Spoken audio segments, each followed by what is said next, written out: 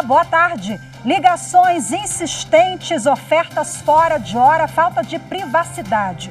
É difícil encontrar quem não tem uma reclamação desse tipo, né? E o que tem facilitado o acesso das empresas aos consumidores é a comercialização de cadastros. Mas para o Tribunal de Justiça do Distrito Federal, essa prática ofende a Lei Geral de Proteção de Dados e por isso o Serasa foi impedido de negociar informações de clientes. Esse é um dos destaques desta edição do Jornal da Justiça, mas você vai ver também. Ministro Gilmar Mendes será o relator de ações no Supremo que acusam o ministro da Defesa de atentar contra a democracia.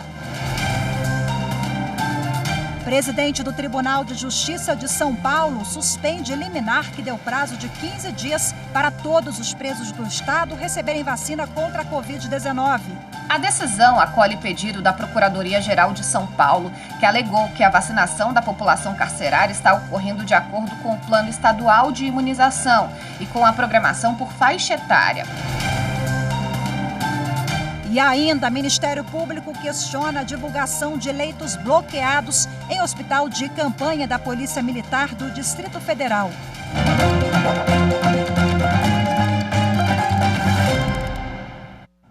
O ministro Ricardo Lewandowski, do Supremo Tribunal Federal, enviou ao Procurador-Geral da República e à Corregedoria-Geral do MPF novas mensagens obtidas na Operação Spoofing.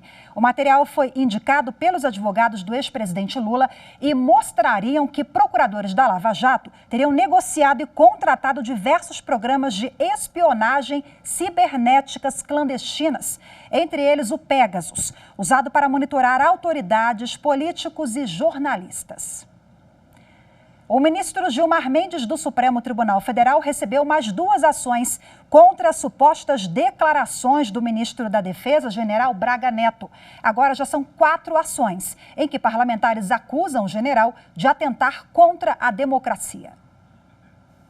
Os processos têm como base uma reportagem do jornal O Estado de São Paulo que acusou o ministro da Defesa, general Braga Neto, de ameaçar o presidente da Câmara dos Deputados, Arthur Lira. Segundo a reportagem, o general teria mandado um recado dizendo que, caso o voto impresso não fosse aprovado, não haveria eleições no ano que vem. As ações foram apresentadas por 3 parlamentares e um advogado. Os autores afirmam que Braga Neto tem um comportamento danoso à democracia e que, desde que assumiu o Ministério da Defesa, a frequência de crises militares aumentou. Todos pedem investigação e abertura de ação penal, além do afastamento de Braga Neto do cargo. O general e o presidente da Câmara negaram que a ameaça tenha sido feita.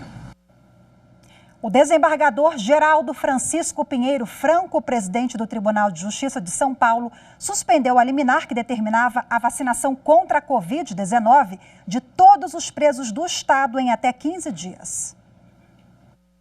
A decisão acolhe pedido da Procuradoria-Geral de São Paulo, que alegou que a vacinação da população carcerária está ocorrendo de acordo com o Plano Estadual de Imunização e com a programação por faixa etária.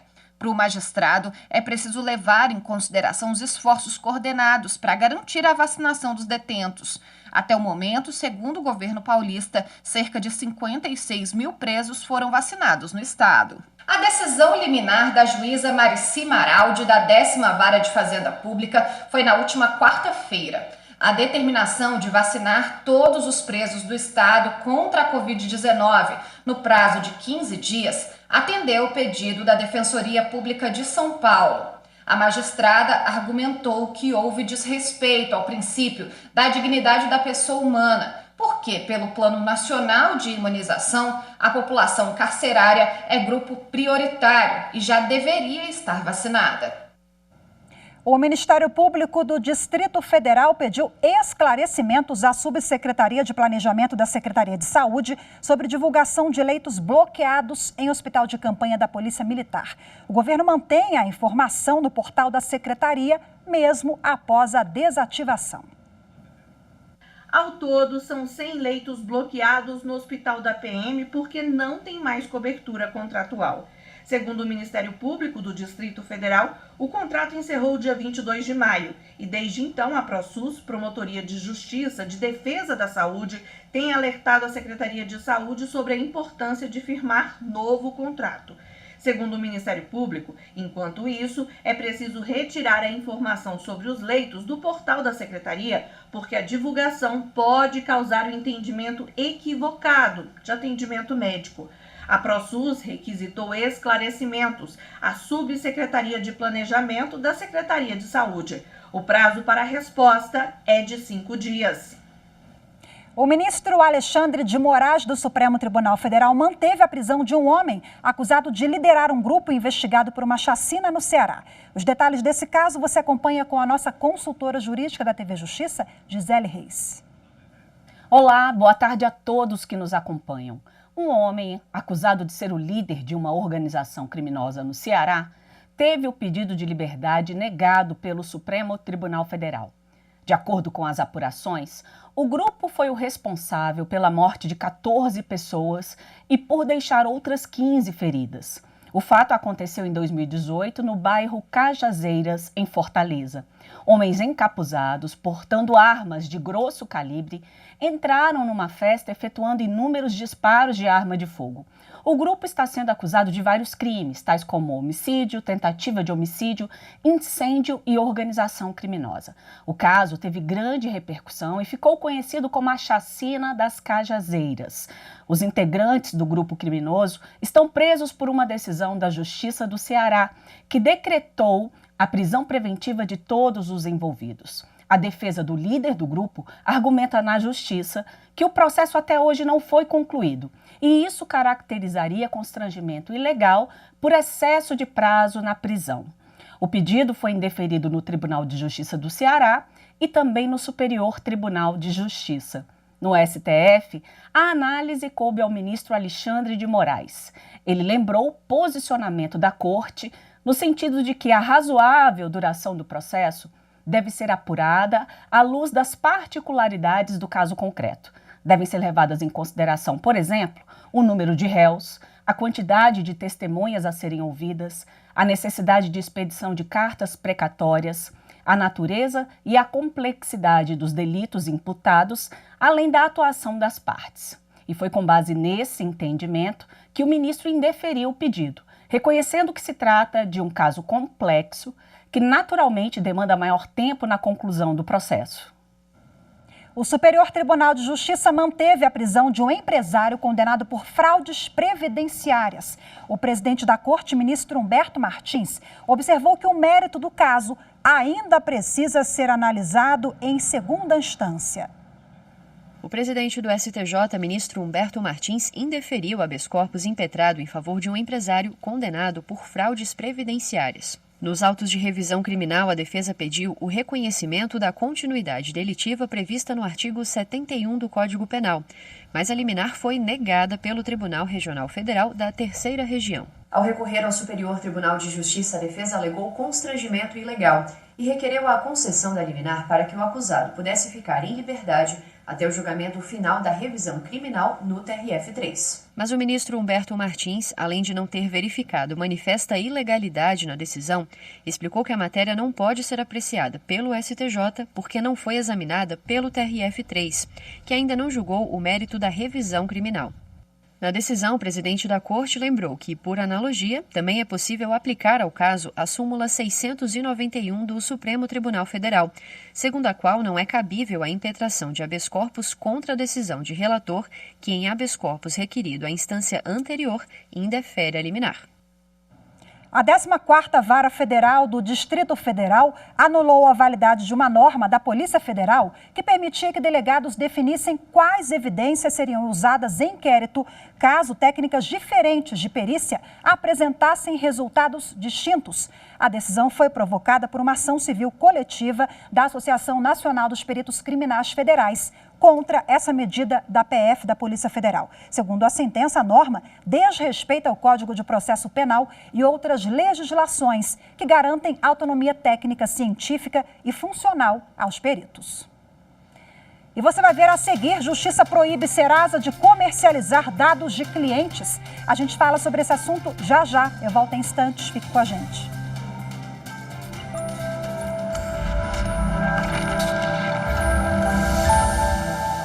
Aquele Brasil que existia no processo constituinte é totalmente diferente do Brasil que a gente tem hoje, graças à nossa Constituição. Claro, ainda temos muito a crescer, nós temos muito a melhorar, mas não podemos dizer que temos um país totalmente diferente após a promulgação da Constituição Federal de 88.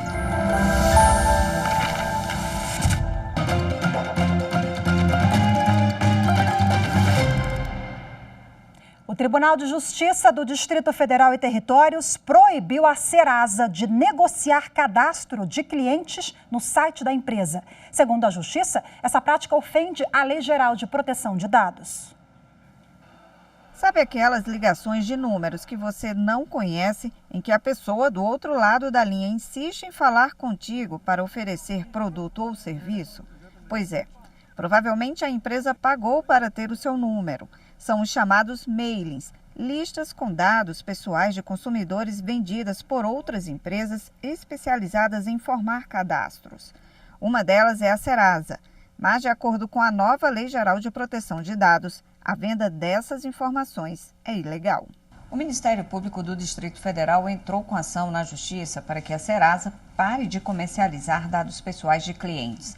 Segundo a denúncia, a Serasa negociava de forma ilegal os dados pessoais de cerca de 150 milhões de brasileiros por meio de serviços disponíveis no site da empresa.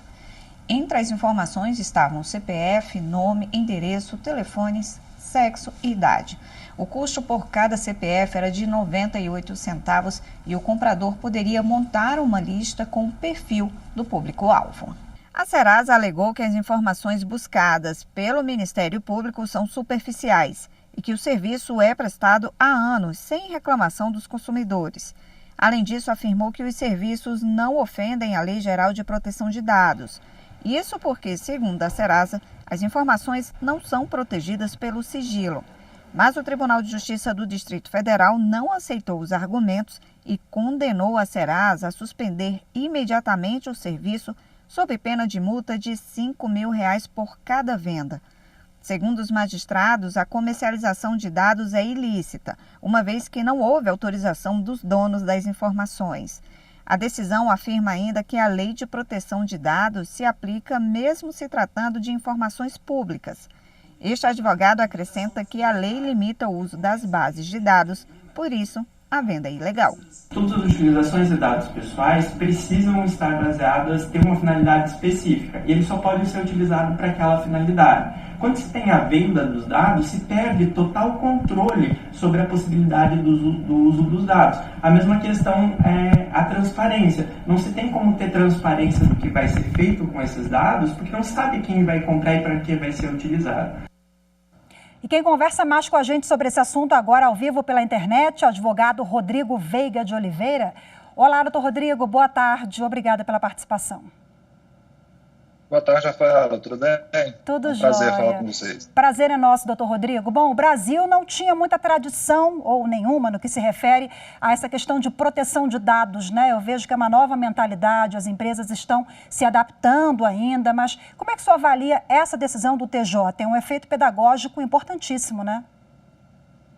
Com certeza. Acho que uma das principais vertentes que veio com essa decisão é justamente o efeito pedagógico. A LGPD já está em vigor. A partir do dia 1º, as multas que a ANPD irá aplicar já estarão vigentes também. E até hoje as empresas não entenderam a importância da proteção dos dados dos consumidores, proteção dos dados pessoais, né? Não preciso falar nem só em consumidores. Uhum. E atualmente, com a decisão tão pesada, esse efeito pedagógico ele vai se replicar nas demais empresas que vão passar a observar que a questão não é só uma proteção ao titular do dado, mas uma proteção à própria empresa, que vai ter que investir em segurança de informação. A LGPD ela entrou em vigor em setembro do ano passado. A partir de 1º de agosto agora, as sanções começam, não é isso, doutor Rodrigo? As empresas serão, elas variam de multas advertências e multas doer no bolso, né? A empresa pagar essa indenização, isso pode ter um efeito também que agora acaba sendo uma repressão, a empresa vai pensar duas vezes, né? Assim a gente espera. Com certeza. Com certeza. Como toda legislação nova, se não tiver algo que faça o efeito de coerção a quem deve se adequar, que normalmente são as sanções, o público não se adequa. E hoje o tratamento de dados ele acaba sendo muito caro, né, na visão do empresário, e ele não pensa que, na verdade, o caro vai ser um vazamento de dados, que a repercussão jurídica dada de eventual vazamento é muito mais caro do que você fazer o seu tratamento prévio. Em linhas gerais, o que a LGPD diz sobre a divulgação de dados pessoais, identidade CPF, por exemplo? Para compreender a LGPD, a gente tem que pensar justamente num dos princípios básicos que eles colocam, que é o respeito à privacidade e, de outro lado, a autodeterminação informativa. Então, a partir do momento que eu compreendo que os meus dados são meus, eu posso liberar a utilização do acesso deles para o que eu tiver interesse em liberar. O que a LGPD hoje protege é justamente aquele acesso aos meus dados, para que esses dados sejam utilizados ao bel prazer dos empresários, como era feito com essa questão do Serasa, que vendia, inclusive, para comercialização. E tem que ter ligação também com aquela atividade de consumo. Às vezes eu vou numa loja, não tem nada a ver com que uma loja de roupa pede ali o seu... Tudo bem, identidade CPF, ok, mas tem cada pedido absurdo, né? Eu não me recordo agora, mas certamente você, consumidor, já passou por isso. Vai na farmácia, pede ali para preencher uma ficha extensa para comprar um remédio. Com certeza. A finalidade ela é voltada também com os princípios da LGPD. A utilização dos dados ela tem que basear na finalidade específica e também na boa-fé. Recentemente, em outro estado, a gente teve uma condenação de uma grande rede de farmácias que, ao fazer a compra, ela exigia o cadastro biométrico do consumidor. E não tem ligação nenhuma com aquele negócio, não tem por que uma farmácia exigir a digital do consumidor para poder oferecer qualquer tipo de serviço. Então, o princípio da finalidade, né, a finalidade do uso dos dados, ele é diretamente voltado a boa-fé também da utilização e para a utilização específica, né? A gente tem que ter uma utilização específica, uma destinação específica para aqueles dados, inclusive dados públicos. Não é obrigado a preencher, por exemplo, aquela ficha extensa para comprar um remédio ou qualquer coisa. Essa vinculação, ela não pode, né? Isso é ilícito. A lei não permite. Sim. Ela viola a questão da finalidade. Porque não tem como vincular a utilização desses dados, dessa minúcia de dados, para realizar uma simples compra. Falar de dados públicos, a LGPD ela também versa sobre dados públicos, e o que ela diz? Ela também fala sobre dados públicos e vinculando, de novo, a questão da boa-fé e da finalidade específica. Nem todo dado ele tem que ser autorizado, né? Por exemplo, quando eu faço uma compra de imóvel, eu sou obrigado a fornecer os meus dados, e aqueles dados estão públicos no cartório de registro de imóveis. Acesso a qualquer cidadão. Alguém pode pegar aqueles dados e utilizar. Só que essa utilização ela tem que ter uma finalidade específica, e no caso, para dados públicos, a lei fala especificamente um artigo sobre a questão de execução de políticas públicas. Eu posso ter acesso, por exemplo, o governo, por exemplo, pode ter acesso aos meus dados públicos, utilizar os meus dados públicos, inclusive, mas que seja feito para alguma gestão de alguma política pública específica. O que eu acredito que não é o correto, que a gente está no risco de acontecer em período pré-eleitoral, é utilizar, por exemplo, dos dados para fazer amplamente campanha eleitoral, ou divulgação de alguma outra coisa que não esteja vinculada especificamente com a gestão de política pública. Doutor Rodrigo, o consumidor que se sente violado, qual é o caminho para a denúncia, para a tomada de providências? Quais são os órgãos que vão fiscalizar a atuação irregular dessa empresa? O consumidor ele tem vários passos, né? As empresas que já estão adequadas à LGPD, ela tem que ter um canal de comunicação direto entre o consumidor e a própria empresa para que ele possa solicitar o tratamento de dados do jeito que ele entende. Eu posso, por exemplo, restringir a utilização dos meus dados para determinada empresa. Olha, eu não quero receber tal tipo de comunicação, por exemplo. As empresas que não tenham, as empresas que não fizerem o tratamento adequado, o consumidor vai poder fazer denúncia na ANPD. Ele também, eu não vejo como desvincular essa questão de uma violação também ao direito do consumidor, se ali estiver tendo uma relação de consumo, ele vai poder socorrer também ao PROCON. Em último caso, o judiciário amplamente aberto para esse tipo de demanda. Ok, doutor Rodrigo, certamente vamos falar muito sobre esse assunto agora a partir de agosto, né? As sanções começam. Muito obrigada pela sua participação. Boa tarde, até a próxima. Boa tarde, até logo. E você vai ver no próximo bloco, pescadores artesanais precisam buscar a justiça para receber o seguro defeso. Os detalhes daqui a pouco eu volto já.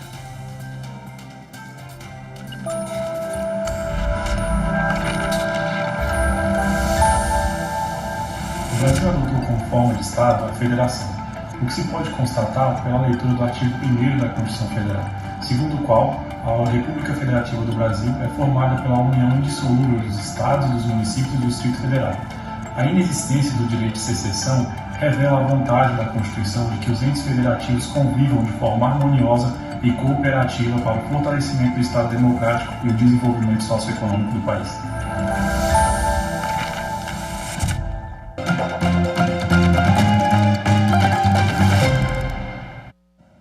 O Tribunal Superior do Trabalho entendeu que para estabelecer uma relação de causa e efeito entre a doença de uma empregada e a função que ela desempenhava, é preciso considerar também o laudo da perícia. A repórter Luana Carvalho explica para a gente esse caso. Na reclamação trabalhista, a auxiliar de produção alegou que trabalhou por quase 2 anos na empresa, carregando materiais de 10 a 25 quilos durante a jornada. Segundo ela, o esforço repetitivo provocou tendinite no ombro esquerdo. Por isso, pediu indenização por danos morais e materiais, além de estabilidade no emprego e emissão da CAT, Comunicação de Acidentes de Trabalho. O Tribunal Regional do Trabalho da 18ª Região, em Goiás, reconheceu a ocorrência de doença profissional equiparada a acidentes de trabalho com base em atestados médicos no nexo técnico epidemiológico previsto no Regulamento da Previdência Social. Segundo o TRT, apesar do laudo pericial, ficou demonstrado no processo que a auxiliar teve diversos afastamentos do trabalho por atestado médico. Para o regional, se a doença adquirida pela trabalhadora se enquadra naquelas com nexo técnico epidemiológico com as atividades desenvolvidas pela indústria, o nexo causal está estabelecido pela presunção legal. A empresa, então, entrou com recurso no TST. O relator na 3ª turma, ministro Alexandre Agra Belmonte, restabeleceu a sentença. De acordo com o ministro, o TRT reconheceu a existência de doença profissional equiparada a acidente de trabalho, com fundamento somente no nexo técnico epidemiológico entre a tendinopatia da auxiliar e as atividades desenvolvidas na indústria, e ignorou o laudo pericial, que afastou a ocorrência de relação de causa e efeito entre a patologia e o trabalho.